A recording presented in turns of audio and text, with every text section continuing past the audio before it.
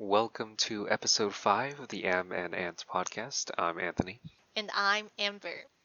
And today we are talking about JoJo's Bizarre Adventure Part 6, also known as JoJo's Stone Ocean. JoJo の奇妙な冒険 Stone Ocean. Yes. Thanks for that one. Always. I got you, bro. I was told we should say please like, comment, and subscribe for more podcast reviews like these. I agree. Please like us. That is all. So, how did you feel about this one? Well, as a kind of long-term, JoJo fan, I don't really like this part. Especially, I tried to read the manga before this, actually, but then I couldn't get through, the whole thing. So I know the ending, because I feel like all the JoJo fans know about the ending for this one. But then it's just it was too bizarre, if you will. So then I was like, oh my god, I can't keep up with all the strong emotions and all the twists and turns. So then overall I liked it as a JoJo thing, but then as an anime, not so much. I think I kind of enjoyed this one. I would say I'm not a JoJo fan at all. Before this season, watching season 6, I barely got through Season 6 part 1. Season 6 part 1, right. That's right. So season 1, I think I got through 3 episodes. Season 2, a couple of episodes. Season 3, just one episode. Season 4, a couple of episodes. And then season 5, 0. We didn't even try that one. Season 5 was great. I like season 5 the most. And I can't speak for it. So, yeah, spoilers ahead, of course, as always. And here we go. Yeah, what do you think about it, other than you just saying that you're not a JoJo fan? Now I am. Oh, okay. So, season 6 kind of made it for me. Wait, so we're gonna watch all the previous parts of JoJo, right? Not necessarily. Right, yes. The other ones were kind of doo-doo. Oh my god, no, it's just because you didn't, stick to it for, long enough. For this, you also thought it was hella weird in the beginning, no? Yeah, so in the beginning, I was unsure what was going on, but as it, after episode, I would say 3 or 4, it really caught my attention because everything was just happening super fast, super intensely, super fast. We're just doing a lot, they were just fighting all the time. That's all of JoJo, all the parts. So then I'm just you should watch the other parts. But this one, I just feel the stakes were too high. I was too stressed out. I like seeing all the twists as all JoJo fights are, but then at the same time it's just oh my god, I'm constantly feeling someone's going to die, and then that just bothers me a lot. In the other parts, especially how this really echoes to part 3 when Jotaro was trying to save his mom Holly, and now Jolene is trying to save her dad. It's we didn't care about Holly. So then it's honestly, if the mother died, I don't actually care. And then Jotaro, I have so much emotion and attachments for him. So I'm just oh my god, get the damn disc back to his body. Especially after she got the disc for Star Platinum, right? It's oh yeah, just get it back so then his body can stop rotting at least. It bothered me. I think I didn't have as much of an attachment to Jotaro Kujo, but I did feel it was very intense the entire way through, and I kind of liked that.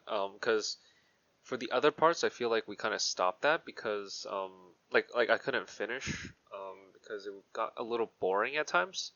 I was thinking, why are they even fighting this aggressively in this instance, You also said it was boring when we were watching this part earlier on. Yeah, so in the first couple of episodes, the stakes weren't as high, I guess. Things were just happening kind of for no reason, so I was kind of what is going on? Then it got really, really insane. I kind of got into it. So yeah. But I'm like, usually I wouldn't say I don't like something because the stakes are too high. I usually say the opposite, like, oh, there are no stakes. Why are they even like doing this kind of, right? But then like for this, I feel like I'm in danger the whole time. And like there's so much body horror. And then I'm just like, oh my god. I mean, starting from like probably part 2, there has been like a lot of body horror, but like maybe it's like the design of the characters in this one. It's like other than the main characters, like the people working at the jail, they look so weird. I'm like so bothered by that, and I just feel uncomfortable the whole way through. Right. So, I guess the prison guard warden, I think warden is the correct term. He looks like an elf, animal thing. Wait, was it him? No, it's the lawyer who looked like an elf, like Oh, with the okay. pointed ears, and then like the warden person, like the short one with like a puppet thing. Yeah. He had like eyes like bulging out. It was so disturbing to look at. Yeah. So, I think you told me they are human. They are. So There are no like non-humans other than there's if Foo Fighters. well, that animal. But then like I'm just saying there are no like elves or like weird things that are like not like in this world, unless you watched part 4. Then you know who is like the person in question. However, Right. So yeah, like I really like the yeah, I just like the powers. It was very, very creative. I feel like entire way through, like twists and turns with like different like ways you could like utilize the powers. Pretty cool. yeah, and then it's always like strangely scientific, if you will. Like there's some kind of like logic behind everything. Like, oh, some physics, or like, oh yeah, weather. Like it's like, oh yeah, they would give you like a little history note of like there has been animals reigning throughout like Florida and whatnot, but then it's like, oh, but this is like a special kind of frog. So Right. it's like there's some reality behind every like fantastical element, kind of. Yeah, I think I've heard about animal rains somewhat. But yeah, with like tornadoes, it kind of makes sense. And also they are like I believe they are in Florida. So it can happen, I guess. And then with the frogs, that's a little bit more far fetched, but sure, we'll give it to him. Weather reporter, hilarious name. He made it happen. But then, like, Weather report. tall. So then, like, tall kind of feels like tur, but like, no, it's just weather report. The more you know. Yes. So, what was your, I guess, favorite part in this part 1 of season 6? I feel like I mainly like the parts when I'm just like, oh my god, I can feel a connection with part 3. Like, the gambling scene. Like, I was just like, oh my god, Jotaro also gambled twice in part 3 with, Dabi, right? Like, the brothers. And then, like, even, like, the opening, like, when you see that, Jotaro in part 3 was, like, in jail when we first saw him, and then, like, Jorin was also in jail, and was like, oh my god, like father, like daughter. And then she just stays in jail. True. Like, Jotaro just, like, immediately just came out, which is, yeah, maybe, like, what I'm bothered by it's like the prison thing. It makes me feel, like, on edge the whole time. I'm just like, oh my god, someone get her out of there. Like, oh my god, this is a terrible place to be in. And I'm just, I don't know. Is it kind of like giving me Orange is the New Black vibes? I don't know. Yeah, they're just in an all-female prison, aside from the guards. And then the guards kind of abuse them somewhat, take advantage of them a little bit, and then the money aspect was kind of hilarious for me. They're just like paying like $50 for a phone call. I'm just like, oh, Yeah, man. sounds like California. Oh. But it's just it was just a good time overall. Like, other than that, I mean, I still really like, again, what we said about, like, the fights. It's just, like, everything kind of makes sense, but at the same time, very bizarre. And the stand 能力, like, the stand abilities, it's like, it gets more and more complex as the seasons like go on, because like I know you didn't really watch season 3, but then like that's when like stand abilities were introduced, and then it was so simple. It's like, oh, you punch really hard and you're really fast, right? And then like And then you can do fire. fire. The fire Oh, guy. yo, the fire guy. Oh, yeah, the bird. You can be a like fire guy. Abudoru. Yeah, right. Abudoru. Like, yeah, it's just like very simple, and then it's like, oh yeah, like Duos was kind of cool. Like you can stop time, and then like since like part 4, it becomes like more and more like you know, the person who can not just heal things but like restore things, it just gets like stranger and stranger, and like now it's like, oh, you can like influence the weather, or like she can like become strings or just like manipulate strings, and it's like very oddly specific, and I like that. Yeah, the stand abilities, I guess. I saw a little bit of season 3, 4, 5, right? A little, not 5, but 2, 3, 4. Saw a little bit. I kind of get stands. 2 doesn't have stands, just saying. Yeah, 2 was Hamon. They're still using Hamon. Hamon. Yeah, Hamon power. I don't know. Yeah, I also kind of like the modern setting. It makes it feel like urban fantasy. I'm a big fan. Well, it is still like, is it 90s or early 2000s? No, it's 2011, I believe, in the year. Really? Yeah. Oh, I didn't know. In the prison. Okay, That's what they said. I didn't look at the time. But then, like, it was written, like, kind of like, not way back, but kind of way back. But yeah, I understand. But it's like... Stand. Okay, oh my god.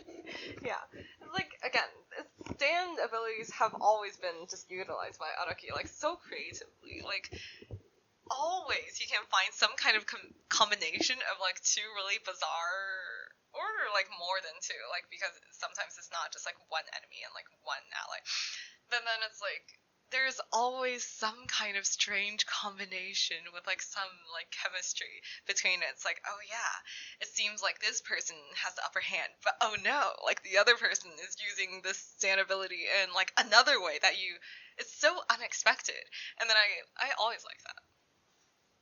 Honestly, yeah, same. I'm kind of getting the sense of like what JoJo feels like. This felt like JoJo on crack a little bit. Oh, JoJo is always on crack. Yes. Yeah, it felt way more like on than. I think it might have been like partly due to the sexual nature of it. Like they showed a lot of like sexual stuff as well, so it just felt like everything was always on.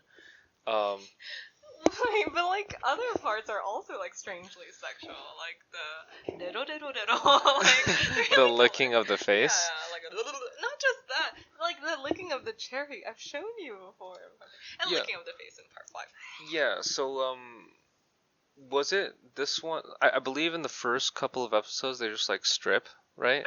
They're like. It started with her like talking about masturbation. That too. Yes. And then she was like, why did I, like, masturbate and then, like, accidentally showed it to a guard, basically. And then I was like, oh, starting off strong there. Yeah, that kind of, like, that's why I kind of didn't like the first 2 episodes, because I felt like a lot of time was wasted on that. Yeah, and then it's, like, overly, like, explicit, and, like, they explain everything very clearly, and then it's like unnecessary, and I'm just like, oh my god, guys, just come on, do something. Yeah, the explanations kind of make it like classic cliche anime, but then they go so overboard that it becomes unique. So like, because like again, if you saw like season 1, like Speedwagon, like his whole character is just explaining things the whole time through, and then that's why he is best boy.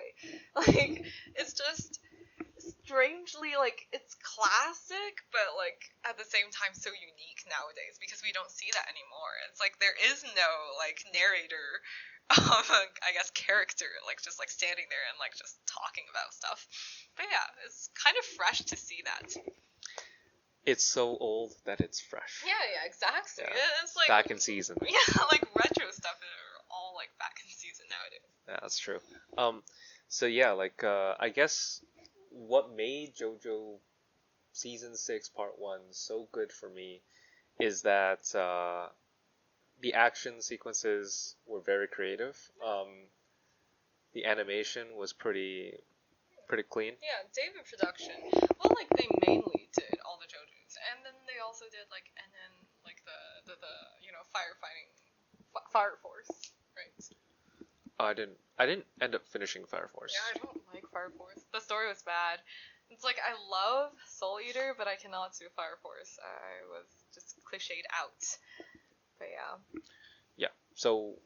Animation clean. Yeah, yes. Basically that. Just the creativity of everything, honestly, is just really yeah, the pacing really good as well.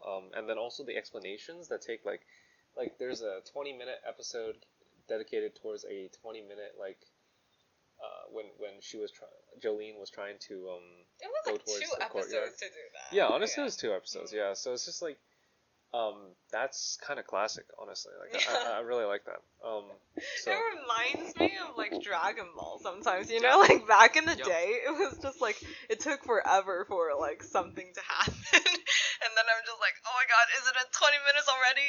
Aren't you guys looking at the clock? Yeah, like 6 episodes for him to charge up enough energy. Right? Like, for the longest time, like, oh my god, do something. It's a good time. Yeah, like, it's always just like, realistically speaking, it just would not go that way. And then it's like, oh, how did Weather Report just know that Jolene got shot even though, like, he's so far away? But then again, like, if you watch, like, part 4, there were so many times when, like, Jotaro was, like, just right around the corner, but then he was just, like, not here. Josuke are, like, fighting and, like, people are, like, dying. It's like, oh, no one, like, sees or, like, senses anything wrong. But then it's just, like, that's what I like about JoJo. It doesn't take itself too seriously. Like, it doesn't really adhere to, like, the logic in our world. I like that. Yeah. The color schemes were pretty crazy as well. Really creative with that. The color schemes? Oh, but the color schemes since part 4 have always been very, very crazy. I feel like part 3, not so much. It was just, like, vibrant, but still kind of, like, logical. But, like, part 4, it was just, like, yellow skies, pink streets. But you don't get weirded out by it. It's very stylistic and just very, like, almost, like, fashionable. Well, like, speaking of fashion, all the people's clothes. But then, like, Araki is, like, really famous for just, like, his art was in the Louvre, like, in Paris. You know, like, he's an artist. He's not just really, like, a manga artist. I don't want to say, like, just a manga artist as if, like, manga artists are, like, somehow, like, inferior to artists, but it's just, like, I'm just saying, like, he is also really, like, considered as someone whose art can be, like, exhibited in a museum, and also he did, like, something with LV, I believe, like, Gucci? Do not quote me on that, but then he's a designer. Like, he's a very fashionable person, and it really shines in this part as well. Now that we finally have female characters. Yes, female characters. Along that note, how did you feel about the first female JoJo? Yeah, like, oh my god. No one would have thought that this could happen, especially because, like, Shonen Jump. And then Shonen Jump is just classically shonen characters as, like, the main dude. And then it's like, oh, young, and then you have, like, time to grow and whatnot. And then this, it's, like, strangely mature. Started with, like, a lot of, like, sexual themes. And then it's also just women. We see all women here. I guess you can say it's like, oh yeah, you still want the shonen, like, audience people to, like, see, oh, like, female body, hey, this is so erotic and fun.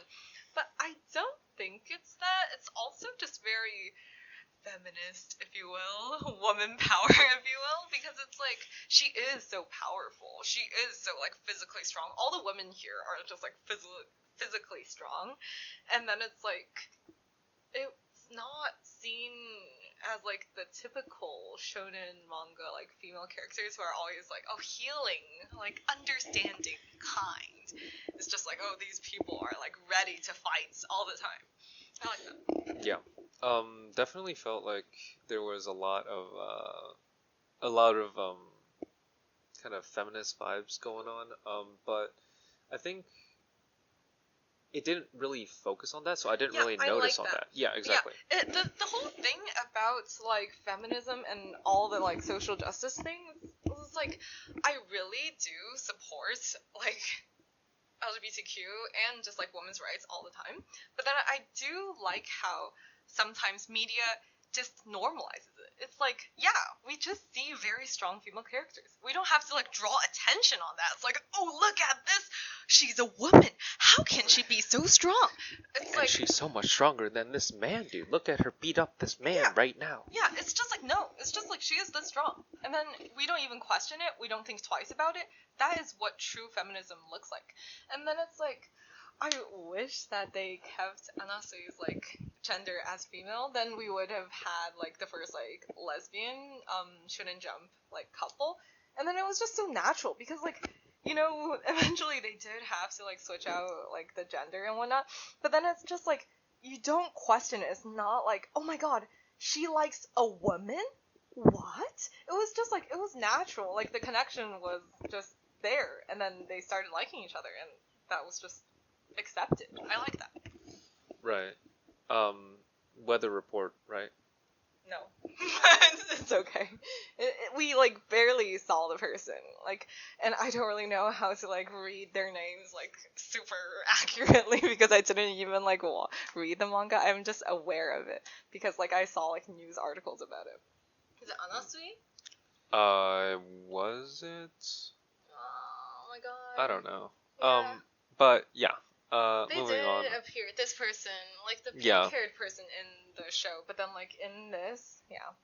But it was just like, I like that. It's just, everything just is not like obviously like screaming at your face, this is feminism, this is LGBTQ representation. It's just like, oh, we see like a lesbian couple, that's great. Yeah. I definitely also saw that the characters were basically, I don't know, like they're dying all the time basically. Like in every, like, does this normally happen where JoJo characters are like about to die at every turn? I think it happens, but not this early. But maybe that's just me, like, in retrospect, thinking about it. I just feel like now that I'm thinking about, like, I don't know, part 3, part 4, even, like, part 5, yeah. Like, people started dying in the second half. Yeah, and then it's like, oh, you just, like, want to die with them. But, like, also, like, if you see people actually dying, because I feel like you haven't actually seen any important people dying yet, it's like, Araki has this thing about just not really dramatizing that too much. It's like, it's not like a huge, like, emotional, heightened moment. It's kind of like, oh, this person died, and they're like, oh my god, and then they move on, and then they keep on going. It's never really, like, it doesn't linger for too long. Like, some people like that, some people don't like that because it's not really cathartic. You know, it's like you don't, like, feel and, like, cry and then, like, go through, like, an episode of flashback. That does not happen ever. It's like when someone dies, oh, they die. We move on. It's like we are sad and shocked for, like, 3 seconds. So, yeah. I think it happens, but later on. Yeah. And then here, I feel like it started happening almost immediately. So. Well, yeah, it's like, oh my god, Jotaro, is he gonna die? Like, almost like the first time, like, we see him, like, his memory and, stand is just, like, taken away. That was the second time, right? Because, he came... Wait, he visited first, and then the second time he visited, then they got... No, he only visited once. Oh. I mean, like, he visited once and, like, gave the pendant? Yes. Oh, okay, yeah, true. Yeah, the pendant, right? True. So he started dying, like... Or did the pendant just, like, was given... Oh, I don't really remember, but yeah. No, he gave her the pendant, yeah, right? and then she was, like, angry. And then she was angry, so she threw it. Yeah. Oh, yeah, I remember now, yeah. So then it's like, but then we barely saw him, and then he was already, like, oh, like, his discs were out, and I was like, oh my god, Jotaro, why are you so weak now? What happened to part 3, Jotaro? But it's okay. Yeah. The ability to stop time is pretty OP, but I guess, If you already knew about it, then you could somehow play around it a little bit.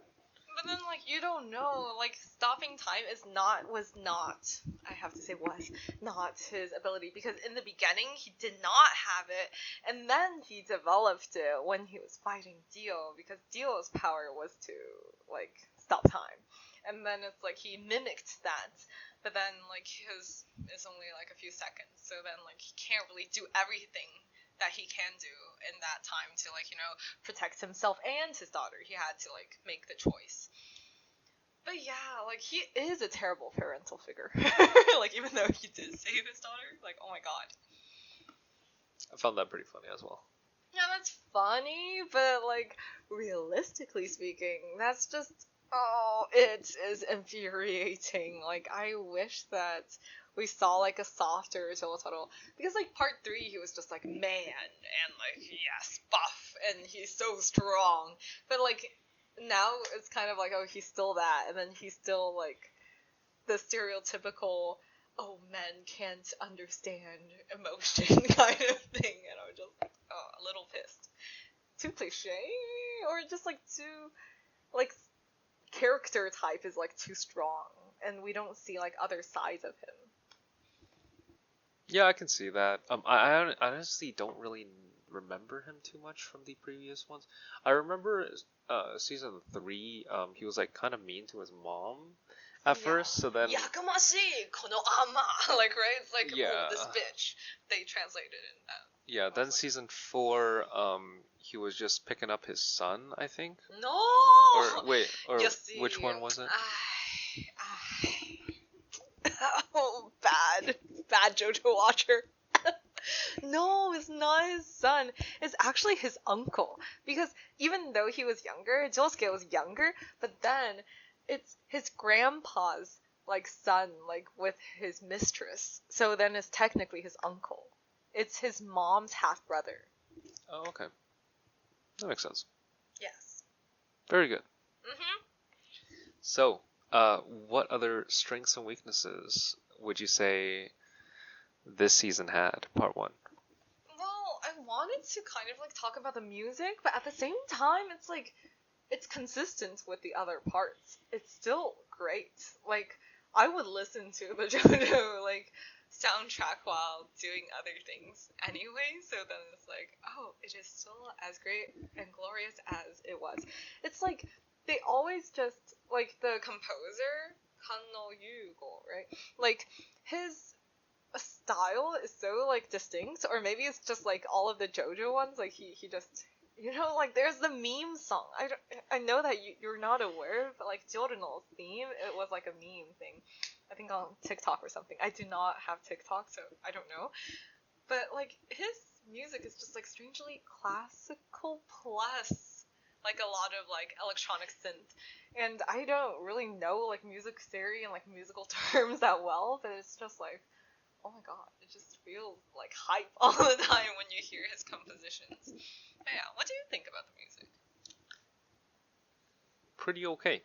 I don't have too many thoughts about it. So you're not really, like... I don't think I would listen to it while doing other things, yeah. Oh, no. You don't know. When I was really deep into the JoJo hole, like, I would just, like, play it while, like, my mom was, like, driving, and then she was, like, really annoyed, and then I'm just like, yes, this will let us, like, stay awake and be happy and just be powerful. I don't know about the be happy part, but definitely be powerful. Be powerful, yes, definitely.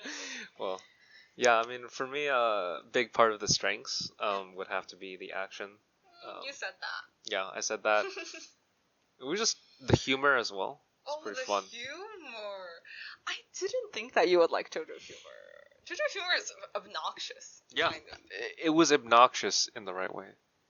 This time. Well, like, I feel like, again, you have to get used to it. That's why, like, in the beginning, you would just think, like, oh my god, why is it so crazy? That's so annoying. Yeah, I think, well, like, as it dragged on, I just felt like I was kind of enjoying it, right? Like, we were watching it together, right? So then, you saw me kind of just there laughing. was a transition. Yeah. From like, this is boring, let's sleep, and like, oh yeah, let's keep on watching this. Yeah, I saw that. Yeah, especially with Foo Fighters. I'm just like, dude. Oh my god. Foo Fighters, like, oh, like when I saw her character, like the human original person that wasn't like even named, I think. Like, and then she just like immediately died. I was like, wait, I saw like posters, like, isn't she important? Did she just like die? And like now I'm just like, everything makes sense. And I like her character in general. It's just like strangely trying to be human but cannot be human. She kind of reminds me of Naranja if people watched part 5, but like well, I don't know. I like Naranja was like my baby, so then I was like, oh, I feel for him. But like right now, I don't feel too much attachment to like any of the characters because they're all so like yelling all the time, and I'm just like, okay, yes, I agree. But like, all of the JoJo characters, not just this part, like they're just not human. It's not possible to like compare it to like a realistic person. So it's like difficult to relate to, but still like a joy to watch. I think that about sums it up. It's a joy to watch. So one of the weaknesses I would say that JoJo this part had for me was just I guess sometimes after a fight scene, like say when they were in the elevator, I felt like that one was a little crazy because they got basically killed by the debt collector guy, and then afterwards they were completely fine. Like everyone was just chilling. So I was like, wait, did we just go through all of that as like a side thing because nothing really happened at the end? No, it was to get money, and then the money was so useful. They kept on like afterwards just like, like trying to do the phone call thing, like giving it to like inmates, or just like, kind of like bribing the guards and whatnot. So then I'm just like, I get it, but at the same time, it's like they were just unkilled because they were not actually killed because like they didn't lose, and then their conscience knows that they didn't lose. That's why like the stand ability didn't activate to like get her like most important, organ out of her. Right. So that was just so like Jolene could make her own money because I remember Hermes, right? The woman she was with already had money. But then she only had a few hundred. That's why they got her liver out, because she doesn't have any more money. And then, like, they took out all of her money, and it was like 500 something dollars. Yeah, it was 500. That's enough. No. It seemed like. Well, like. From what I saw, right? Like when they slipped the 50s and then like slipped another 50s, right? Yeah, but then it's like you don't know how long the whole process is gonna take. Like I don't know how long the whole process is gonna take for her to like, actually access the disc and whatnot. But yeah, like. Right. I thought there was gonna be something else when the priest guy Pucci, right? Hid the disc inside the girl's brain, right? So it's like I thought there was gonna be something else with it, but it was just for money. I feel like eventually it has to kind of go back to her, like because the disc is there. Right, exactly. The disc is there. Yeah, but then like we just don't have anything going on right now because like they don't know that the disc is there. Oh, okay. Yeah, so then it's like, yeah, like this time around it's only for this, but like this kind of like, kind of feeling kind of reminds me of like part 4 when like we get introduced to a character and then there's like a small conflict and then they seem like, okay, like we're never gonna meet them again, right? And then you meet them again and then like something bigger happens and it's like, oh, like it's still the same person but like a new conflict or like increased stakes high conflict. Right, so are you saying we're gonna meet him again? I don't know, like I only know the ending of this because it's like everyone like talks about like all the parts and I like know the ending of part 7 as well. It's just like the JoJo community is a I don't know, cruel community if you will. Like they just spoil everything. So then I don't know like the details of like how like and how to get to that point. Like, oh, are they gonna be united or is something bad gonna happen? But then like you just know about all the characters, the important characters, but then you just don't know about like how. Yeah. Okay, makes sense. I'm not really into the JoJo community or anything. No, no one is actually like into that community. I feel like it's a controversial community, so I don't want to speak like too much about it. But yeah, oh god, my biggest issue with it, other than just like being really stressed out, which is a good and bad thing because then it's like it manipulated my emotions very like well. I guess it did its job. Like the plot holes. I know we shouldn't talk about plot holes when we're watching JoJo because nothing actually matters. But then like sometimes I'm just like, wait, but that's just convenient writing. Like, why? It's like back in the day, stands can only like punch other stands, and then like it's like other people cannot touch them and whatnot. But then now like they can just like touch anything and like hold a gun and whatnot. And then like supposedly when the stand gets hurt, like the owner like just automatically gets like the same kind of damage. But then like, you know, the poisonous frog thing, like all the stands like touched the poisonous frog, but then they didn't like get infected by the poisonous frog at all. It's like, wait, isn't it supposed to be like, again, like the stand gets hurt and then the person gets hurt? Like, why is it just not effective anymore? I think there are a lot of inconsistencies there. There's actually way more than just that. Yeah, way more. So then I get it. It's like, there's no need to think about it. And then like I bought the book that Araki wrote about just like writing stories and like writing his manga and whatnot. And then he's like one of those people who are just like, yeah, I just don't take it super seriously. I don't like make charts to like keep everything consistent. It's just like however I want it to go, I'll just write it that way because it will be interesting to read. I like that spirit. But sometimes, like, my brain is just like, wait, why is this happening? Oh, it's not what I expected. It's fine. Overall, what would you rate it? Oh, well, it's only part 1 of part 6. So, it's early to say. I would give it a 7 out of 10 for now. I would give this part a 7.5. Yeah, about there. Like, I still feel like it will be slightly lower for me because, like, right now I'm just, again, I don't actually care too much about the main characters, and I'm just, oh my god, someone do something, save them. Yeah, stress out. Yeah, I'm normally not the one to watch JoJo's. So this one was already pretty good. I could not get through the other parts, so. Oh my gosh, try part 5. I don't know. And part 4. Part 4 is such a good mystery story. It gets to be like the second half, like the mystery of like, who is killing all like the women and like getting their hands and whatnot, and then like trying to like switch identities, and part 4 second half was intense and just good mystery writing. And then part 5 I liked it the most because like it's just a short time span and so much was happening, and then I care about all of the characters. Oh my god. And I like cosplayed as like Bruno as like, you know, for Halloween 2 years ago. Whoever that is. But yeah. Bucciarati. Bruno Bucciarati. Yes. He was mother. So, any closing thoughts? Excited to watch part 2 of this. Oh, yeah, I'll definitely be watching that. Yeah, I really want to see the ending, like how it played out. But yeah. Yeah, for this part, I actually was able to get through it, so I would recommend.